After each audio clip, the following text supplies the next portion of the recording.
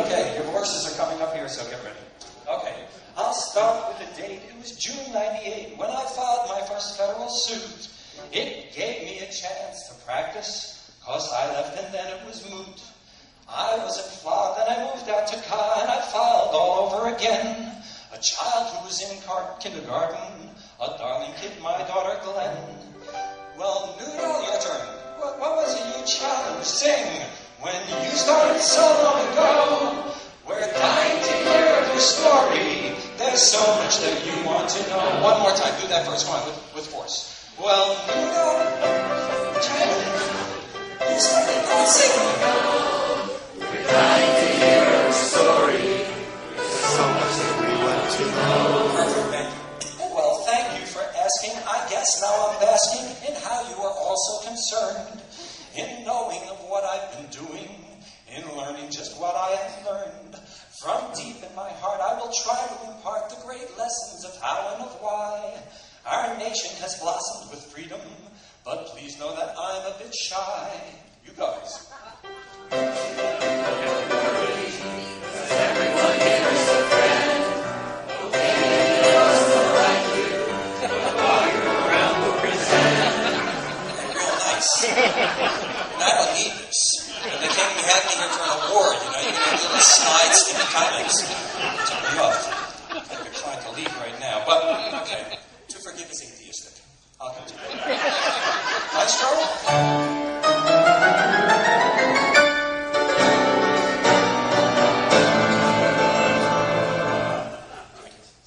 The first time I fussed was within God we trust. That is printed on all of our coins.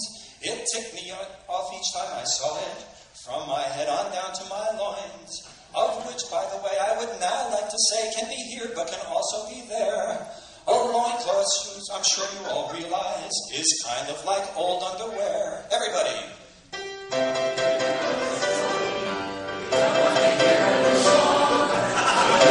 Back to the story. We'll stop singing this song. Okay. Well, if you know me, or at least if you've looked at the internet, you know that I kind of have to bolster my manhood because I'm a tiresome, attention-seeking, panty-waist dweeb that nobody agrees with. Your turn again.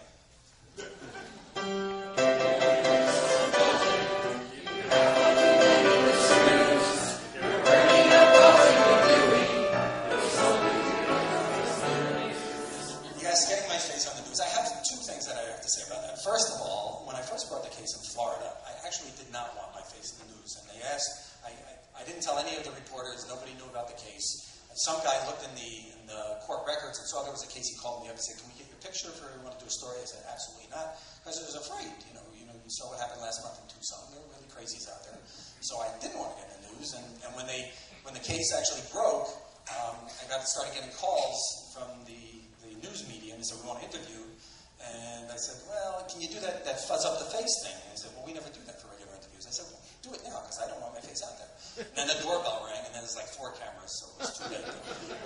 I wasn't trying to get my face on the news there. And then the other thing is, with this face, this isn't something you really want to get out there, and especially when they make pictures like this, and that's what they put in the paper.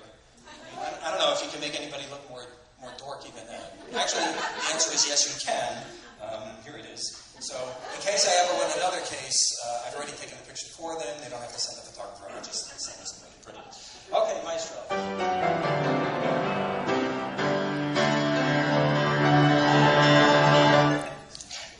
I read of the cases and how each embraces the key to us all being free. It isn't some view of religion. Instead, it's just equality. But sometimes we stray as we did on that day, June the 14th, 1954. The Pledge of Allegiance was altered, a dastardly deed to abhor. You guys.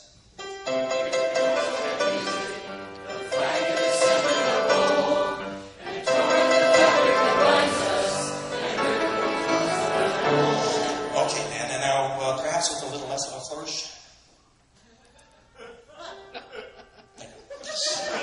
You know that is true, 'neath the sky clear and blue, and that banner did gracefully rise. The principles that it did stand for were sent to an early demise. The music they played and the nation was frayed, for the lyrics brought us on a great loss. The flag, as it waved up above us, had Congress there lifting Christ's cross. And now I think we need to talk about the history here, okay? Because what happened was Congress, when they passed this bill in 1954 to add the two words "under God" to the Pledge of Allegiance, which before that, many of you I'm sure remember, was just one nation indivisible, they said, why are we doing this? Well, they had a House report that went along with the bill.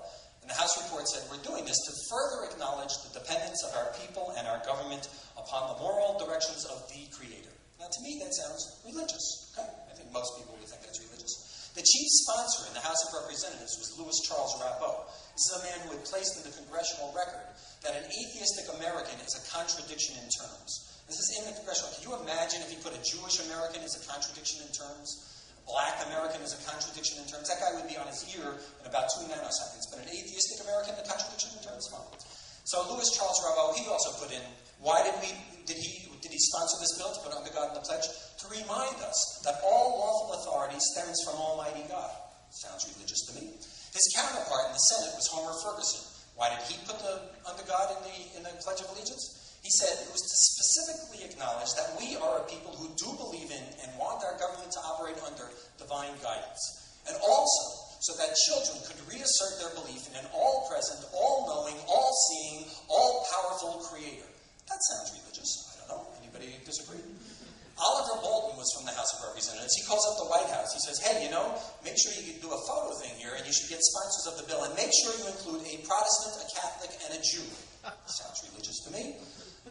President Eisenhower, as he signs the bill into law, he says, from this day forward, the millions of our school children will daily proclaim the dedication of our nation and our people to the Almighty. Proclaiming dedication to the Almighty sounds religious. I think that's purely religious. And yet, this case just came back from the Ninth Circuit, and 2 judges, Judge Carlos Bea and Judge Dorothy Nelson, they claimed that this wasn't religious, right? That this was just merely because we are historic, and and they said this is I think next clip.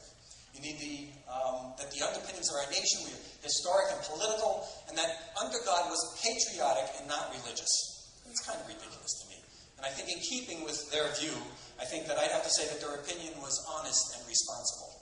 So, in any event, there was another judge, Judge Reinhardt, and Judge Reinhardt wrote a 136-page dissent in this case. He dissected everything that the majority said, he tore it apart, and he mentioned one other thing that I just didn't mention now, that as the flag went up the flagpole on June 14th, 1954, in honor of this great change that we just had to our Pledge of Allegiance, they played a song. Now, was that a patriotic song, a historic song, a political song? Well, they could have played like the Star-Spangled Banner, maybe Stars and Stripes Forever, My Country 'Tis of Thee, anything. What did they play? Onward, Christian soldiers, marching as to war, with the cross of Jesus going on before. Christ the royal master leads against the foe, forward into battle, see his banners go. That's the song they played as the flag went up the flagpole, because this is political, historical, and patriotic, and not religious. Maestro. They must be bent, saying those lyrics sent patriotic words of history. It's odd how the godly and pious the false witness thing do not see. The rule's not abstruse, can't they put it to use? Is it really that hard to comply? If their beliefs are all that they favored, at least they should no longer lie. You guys, you mean that the song they were playing was like the church? They spat upon our Constitution, the flag they didn't go and besmirch. That's right, cause though all have might to That's right, cause though all have the might to stand tall and to favor the God that they choose, they can't use the government's power to help them espouse their own views. And no, we're not saying that government staying away from what they want to hear means we want an atheist nation. So let us all make one thing clear. Not saying that God is real, isn't saying that God is alive. It's just saying nothing about it. We each can believe or deny. How great that you get it. Would someone please let it diffuse into where laws are made? The halls of our House and our Senate, the courtroom so solemn and staid. But some judges seek ways to not have to speak of the glory that our framers knew. The government mixed with religion will evil and animus brew. Everyone.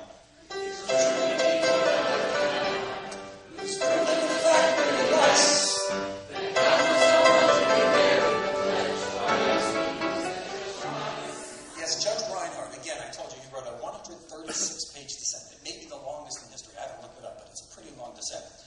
And he went through everything, and I think just the fact that Judge Reinhardt was there, and the way it works is you get a panel. There's about 30 judges in the Ninth Circuit, and when you go take an appeal, you get 3 judges randomly selected from that. So the chance that I would get Judge Reinhardt was about 10%, because you get 3 judges out of 30. And I got him twice. I got him in the first case and in the second case, too. So that's a 1 out of 100 chance that we would get this judge, that I would get this judge.